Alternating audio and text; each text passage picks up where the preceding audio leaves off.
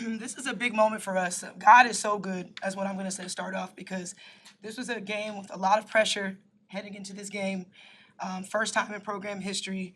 And I thought this team was fantastic. I thought they came out focused. They rose to the challenge. I thought that they played great together. I thought they shared the ball. Duke is a really great defensive team, and we just turned it on in the third quarter with our defensive intensity. It was incredible, something I've never experienced. And I'm so proud of this group of managing and navigating the pressure that we have, and we celebrate it. I celebrate them because they are so special, and they just are playing just great basketball. I love the way that we're sharing the ball. I love the way that we're playing together, and I know we're going to continue growing and getting better. But I'm just super super grateful for this group and where we are. You gotta kind of embrace where we are. I was really encouraged by the crowd. I always say this, but I'm so grateful for this community, this crowd. They came out. They just the energy that they pour into us. We really really feed off it. So I'm super grateful for South Bend and the community that comes out to support us. It means so much to us. So I'm so grateful. These two were special. I think we have a special group, and we see it every night. It's another person's amazing night. I thought Sony was fantastic. She did a great job of guarding. Ashlyn Jackson held her under her average, had 4 points, which was a really tough task. And I thought she did a great job offensively, getting steals, deflections, just playing both sides of the ball. I thought she was amazing. And then Hannah, her toughness today, I thought she was unbelievable. Just some of her baskets, getting and ones, big threes, getting the crowd involved, putting pressure on the ball for 40 minutes. She ended with 19 points and 4 assists and 3 steals. And I just thought the energy of our guard play was unbelievable today. So great team win against a really good Duke team, and just want to continue growing and getting better. But again, just really grateful for this win, and just want to keep rolling. Neil, you've played on top-ranked teams. You've been an assistant coach on top-ranked teams, but never a head coach. Mm-hmm. How did you address today when you learned that you were going to be number one, but not dwell on it and say, hey, we still need to play the way we've played the last couple of weeks? Right. I addressed it on Saturday so we can get it out, and just said Monday. So you knew it was coming. What I mean, I said there's a possibility. So if that something happens on Monday, we addressed it Saturday. They know nothing changes with the goal. It's obviously an honor, but we don't focus on that. We just want to get better daily, and that was my mindset. And we had a really great team meeting, just making sure as their leader that our mindset is where it needs to be, and it is. So we talked about it, moved on. We don't have to talk about it anymore. And that's why I said I was really, really proud of this group with the way that we navigated some of that pressure that comes along with that. Sony, what flipped to start the second half when it was, 17-1 run? It's a Yeah. 2-point game, and all of a sudden it's up to 18. Honestly, don't know exactly what, but I'm gonna say our defense, obviously. I think that we were just getting stops and playing in transition, and we always say that's our best game. So our defense was just fueling our offense, and when we're able to get out like Liv and Hannah, I mean, we just have so much speed. So I mean, that definitely helps. Thanks. The halftime message. I mean, you go in and it's a low-scoring first half. What was that message in the locker room to come out and play that way in the second half?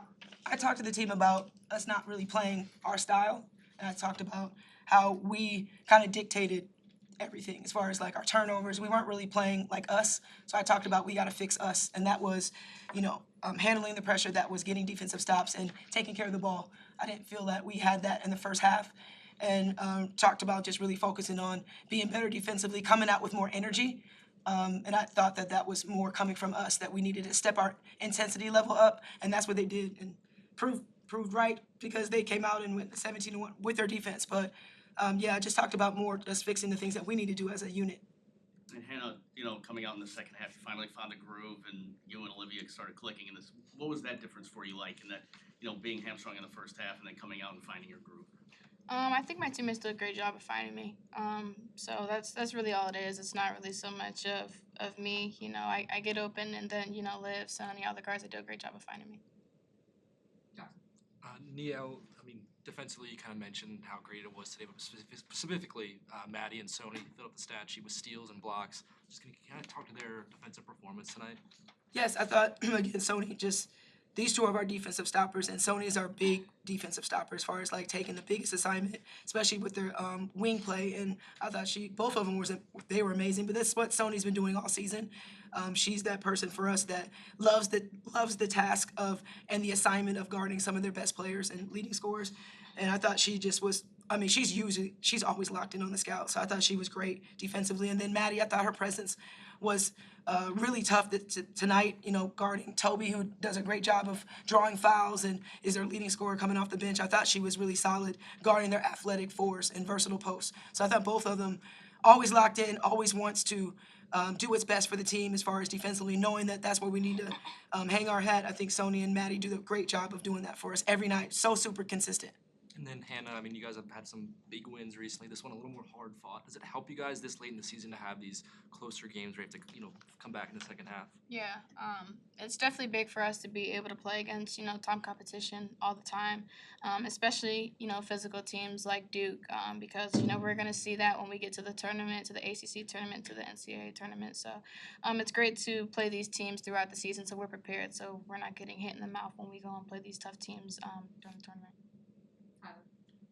Kara Lawson was just in here talking about all the offensive rebounds that you guys had, especially in that second half. Mhm. Even if you guys don't score off of those, is there like a demoralizing kind of, mindset that goes into that to where Duke has to reset, play a defensive possession when I thought it just played a good one? She said that was kind of a big thing in that second half. Yeah, you gain momentum when you get the ball back, and then obviously the clock resets, so you get more time to take off, and it just puts pressure on them.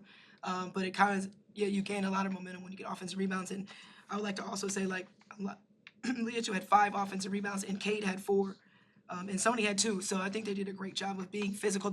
We knew we had to be great on the boards, but to have that stat was big for us. And then Hannah, just to follow up on that, when you do see your team get the ball back as one of the primary ball handlers, what's that like on the floor to say, okay, we get to reload and try to go at this again?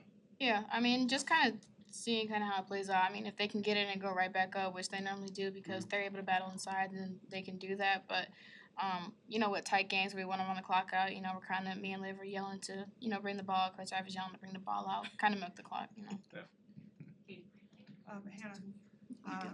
sometimes when folks miss a couple shots or hit any kind of challenge, they may shut down.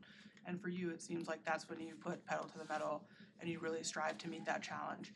What is it about your mindset that allows you to do that and push even harder, whether it's coach challenging you or the ball not bouncing your way to start? Yeah, I think it's maturity, because I wasn't like that last year.